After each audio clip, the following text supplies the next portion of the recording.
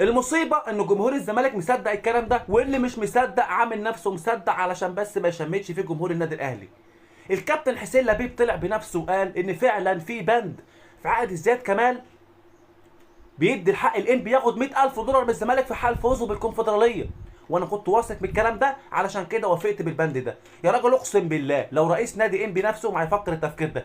يعني انت عايز تفهمني انك كنت متاكد هتكسب الكونفدراليه علشان كده وافقت تدي منحه الانبي ب 100,000 دولار في حال فوز بالبطوله؟ طب ازاي الكلام ده؟